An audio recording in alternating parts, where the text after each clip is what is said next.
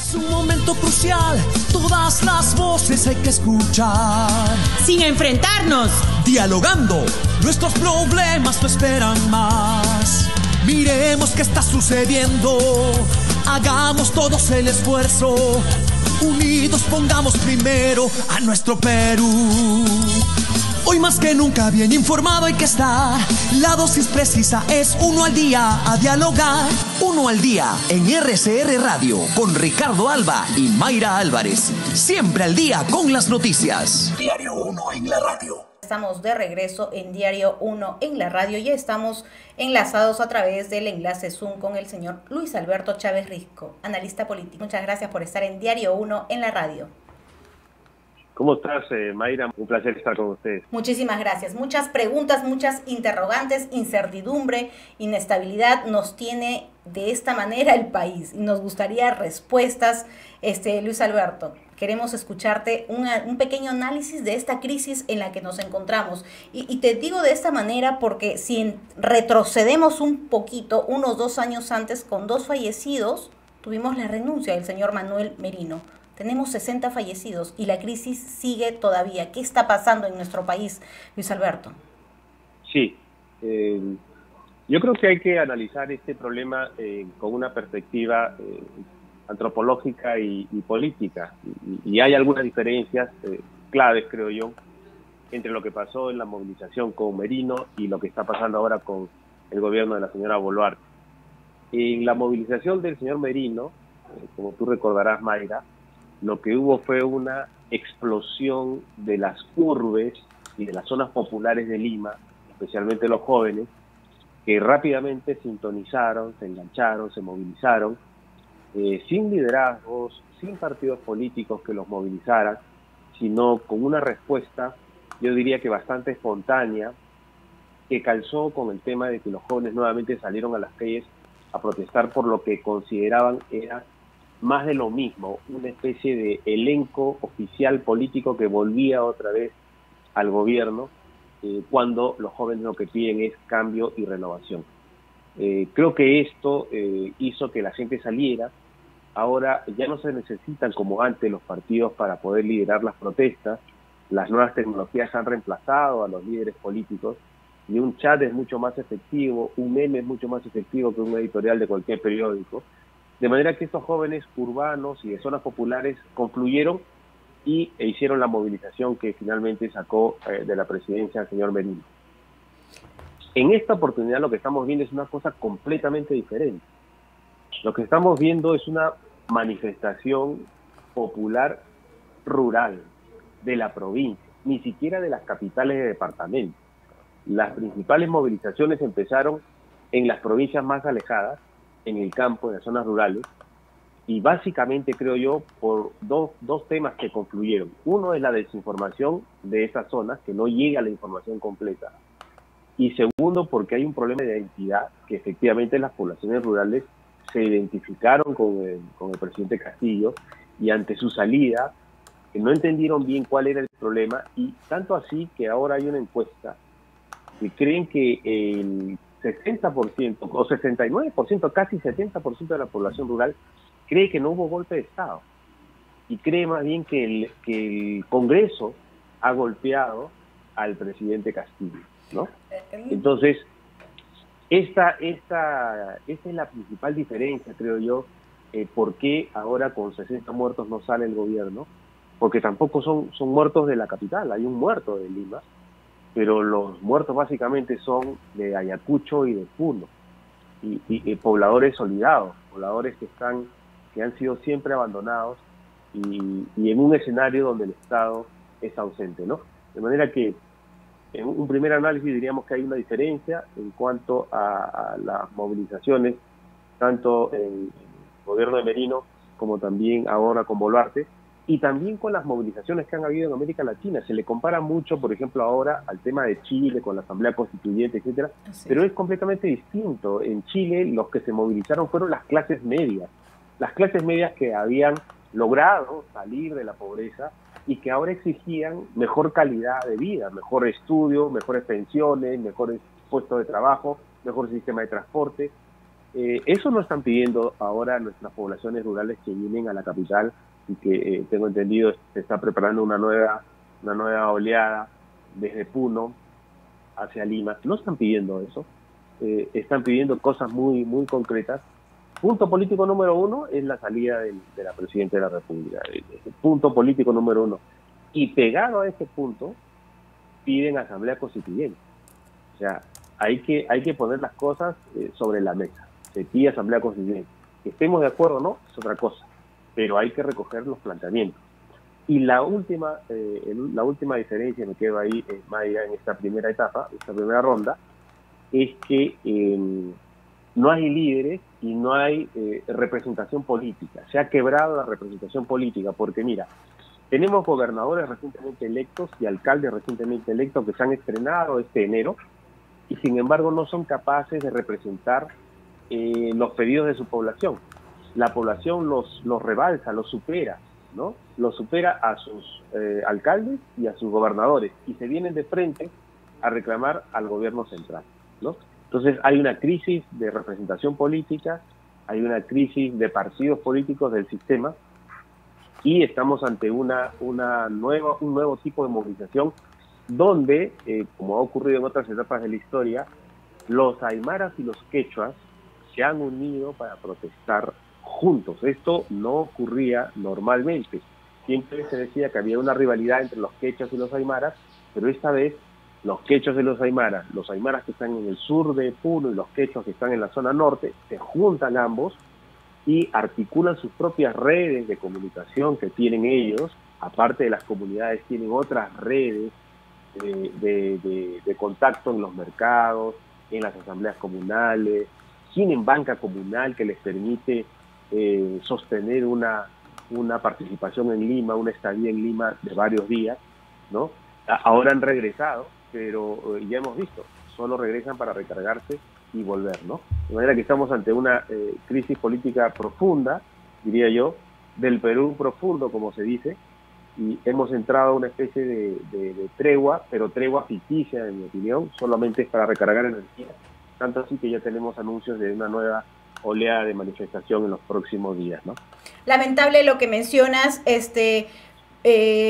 Luis Alberto, porque esta crisis, como tú has hecho el análisis, no tiene para cuándo acabar, no tiene una fecha de culminación. Y esto es muy cierto, no tenemos líderes políticos y tampoco tenemos una presidenta con ese liderazgo que necesita el país para salir de esta crisis.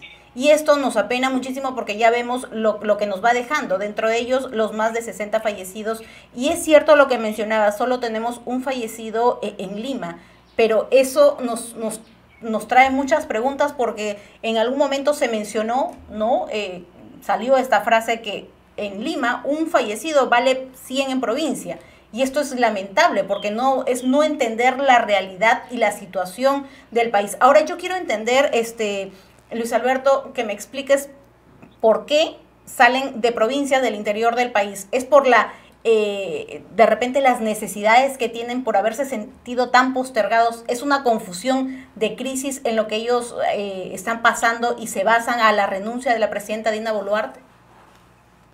Sí, es una sumatoria de hechos. Creo que hay varios pliegos de demanda, vamos a decirle así, hablando en términos de confrontación. Hay pliegos de demanda, algunos históricos, otros más recientes, otros muy politizados, ¿no? Pero que todos confluyen, ¿no? Confluyen en un punto, y es que hay una impaciencia en las zonas rurales del país que empiezan a hacerse sentir y cada vez con mayor fuerza, ¿no? Porque como te digo, en este país el presidente Castillo, podemos estar a favor o en contra de lo que hizo, pero si algo tuvo es que logró una conexión de identidad con una población mayoritaria en el país, y esa identidad es muy fuerte, ¿no? Y esa identidad es la que está en estos momentos pronunciándose, o los que han venido pronunciándose en estas protestas, Luis Alberto. Yo creo que hay un punto en donde se une esa identidad con la desinformación. Te decía yo que nuestros hermanos del sur, ¿no? Y también en las redes hay mucho trabajo de eso, existe mucha desinformación y no se entiende bien cuáles son las categorías políticas, cómo funciona el Congreso de la República, qué relación tiene con el Ejecutivo, los poderes del presidente. Se confunde tanto que, por ejemplo, hasta ahora, cuando un congresista viaja a provincia, le piden pistas, colegios, hospitales. Exacto. Cuando el congresista no puede hacer eso, no tiene iniciativa de gasto, no maneja presupuesto, ¿no? Lo que sí es cierto, Luis Alberto, que todas estas crisis que tenemos en el país ha llevado a tener un gran número de rechazo, de desaprobación al gobierno de la presidenta Dina Boluarte, pero también al Congreso. Ahora, la actuación del Congreso de la República, un poder legislativo que está, la verdad, últimamente muy cuestionado, y lo digo por estos gastos, por estos lujos y por estas actuaciones que han tenido diversos congresistas ante esta crisis. El rechazo es contundente, sin embargo, no quieren irse, sin embargo, no llegan a un consenso para un adelanto de elecciones. Esta inestabilidad política aparentemente se podría frenar con un adelanto de elecciones, con una renuncia de la presidenta Dina Boluarte, quien ha sido contundente que no va a renunciar, o un adelanto de elecciones propuesto por el Congreso que tampoco es posible. ¿Cómo solucionamos esta crisis? Sí, la presidenta tiene la llave, ¿no? Tiene la llave para activar la salida constitucional rápida, que es su renuncia y el adelanto de elecciones, pero esa llave se la ha guardado en la caja fuerte y no la quiere sacar. Yo creo que hemos pasado, te decía, una tregua, que es una tregua ficticia, pero también del que se vayan todos, pasamos nos quedamos todos, pero yo diría que más que nos quedamos todos, nos acomodamos todos, porque la verdad es que todos los grupos políticos han empezado a acomodarse. Y a eso quiero llegar, Luis Alberto, permíteme para que me contestes todo junto, por favor.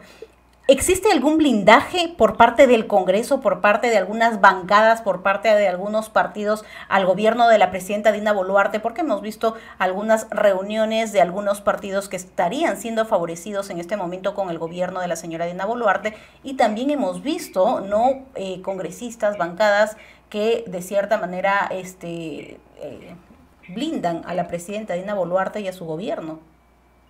Sí, acuérdate que ella se quedó sin partido. Exacto. ¿No?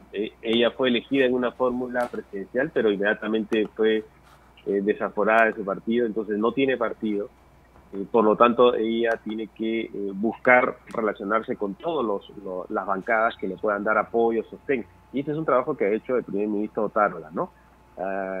Antes de entrar a tu entrevista, estaba viendo unas cifras de las últimas semanas y han empezado a repartirse las subprefecturas. Si uno revisa... Por eso te lo mencionaba. Sí, empieza ya el toma que te doy, ¿no? Que es muy clásico cuando un gobierno no tiene bancada, no tiene mayoría en el Congreso y necesita para sacar sus proyectos de ley. Ahorita acaban de darle la posibilidad de que puedan legislar en materia económica, hay que chequear, porque si no hay balance de poderes, entonces entramos a una etapa muy complicada, porque lo que caracteriza a una democracia es el balance de poderes, no es el desconocimiento de las minorías ni que las mayorías aplasten al resto, ¿no? De manera que hay que estar muy vigilantes y la prensa ahí cumple un rol especial en estos momentos para saber exactamente cómo se están negociando las cuotas de poder, ¿no? Pero entonces, en esta etapa del nos acomodamos todos, ya hay algunos partidos que han dicho nos vamos hasta el 2016 y si uno lo pone nuevamente en blanco y negro va a encontrar que los extremos, la extrema derecha y la extrema izquierda en el Congreso, son los que no se quieren ir, ¿no? Se quieren quedar hasta el 2016. Ellos creen que esto puede durar hasta el 2016, pero ahí están las poblaciones de Puno y del sur del país para recordarles que no, que esto no va a ser así y que en todo caso se vienen nuevas semanas de confrontación, lamentablemente, ¿no? Para recordarles, y le van a recordar muy pronto, porque hay movilizaciones desde Puno con que están viniendo a la capital a empezar una nueva toma de Lima, ¿no? Así lo están llamando, la toma de Lima.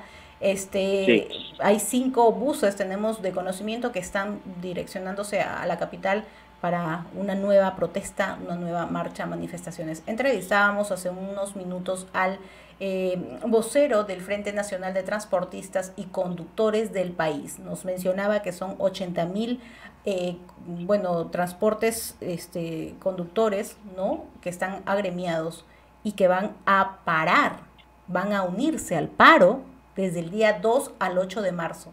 Esto es una gran preocupación, Luis Alberto. Esta situación nos va a afectar demasiado económicamente, nos va a traer una crisis muy grande. ¿Cuántos transportistas van a parar? No van a llegar los alimentos, vamos a tener escasez, vamos a entrar a una inflación, vamos a entrar a una crisis económica muy grande que nos va a hacer muy difícil salir. El gobierno no tiene las intenciones de tomar una decisión drástica para poder terminar con esta crisis. ¿Qué hacemos con la estabilidad económica que ya la perdimos en estos momentos?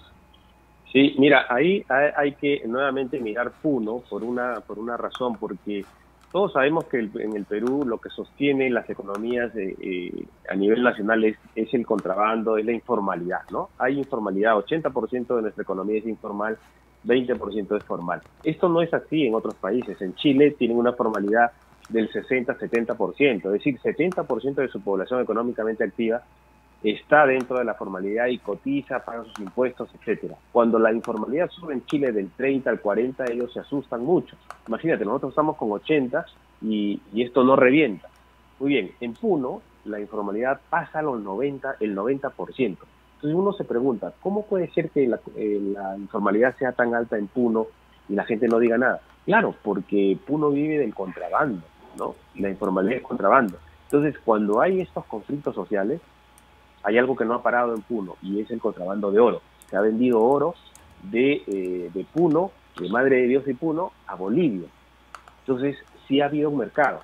Y lo segundo que quiero decir aquí con el contrabando es que nosotros hemos perdido de vista que en las primeras manifestaciones se quemó, no voy a decir nombre comercial, pero sí un centro comercial de abastos, ¿no? De retail, un mercado, un centro comercial. Y también se quemó una casa de electrodomésticos, que tampoco voy a decir nombre comercial, pero son muy conocidos. Entonces, una casa de electrodomésticos y se saqueó también un centro comercial en Puno.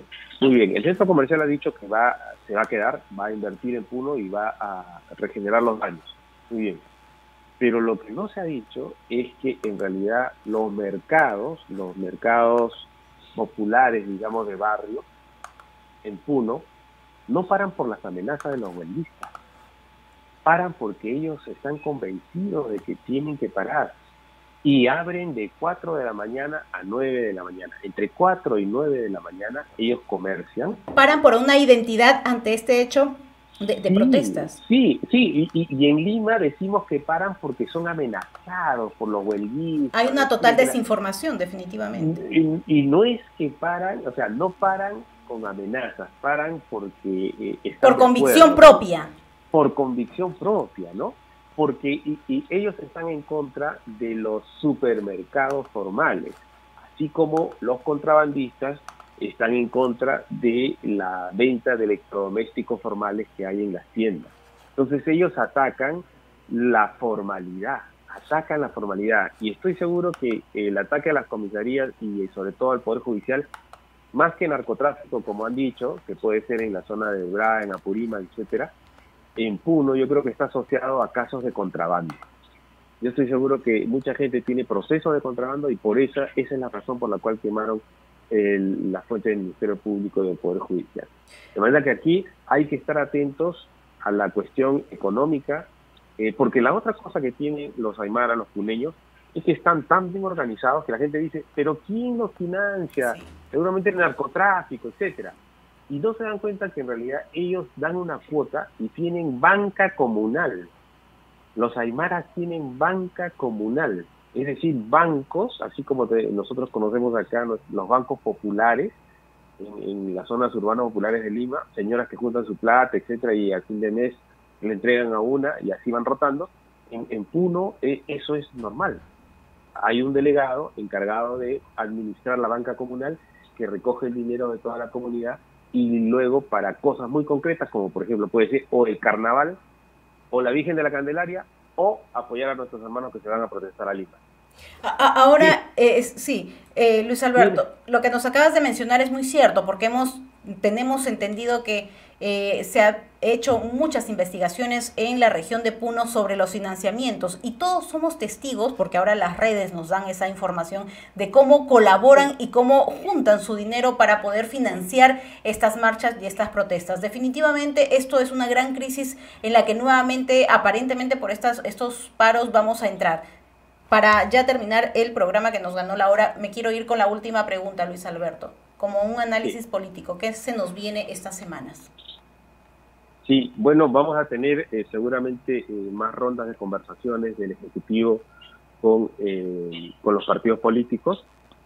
Seguramente que la parte económica también se va a mover un poco. Lo veo al ministro de Economía, Alex Contreras, muy metido en el tema de los programas con Punche. Hoy día ha presentado su programa de Punche agrícola. Me parece interesante. Apoyar a las pymes también me parece bien. Todo eso va a ir sumando, pero yo creo que la crisis política no va a parar. Esto va a continuar. Solamente se han tomado un respiro. Los fenómenos climáticos, como la sequía, las inundaciones y los huaicos, también contribuyeron a que la tensión social baje un poco, se calme un poco, pero superados los fenómenos climatológicos, volvemos nuevamente, creo yo, a las crisis políticas que son las manifestaciones y los bloqueos. Lamentable lo que se nos viene para el país, Luis Alberto. Muchísimas gracias por haber estado con Diario 1 en la radio. Bien, hemos tenido... Gracias a ti. Es un momento crucial, todas las voces hay que escuchar. Sin enfrentarnos, Dialogando, nuestros problemas no esperan más. Miremos qué está sucediendo, hagamos todos el esfuerzo. Unidos pongamos primero a nuestro Perú.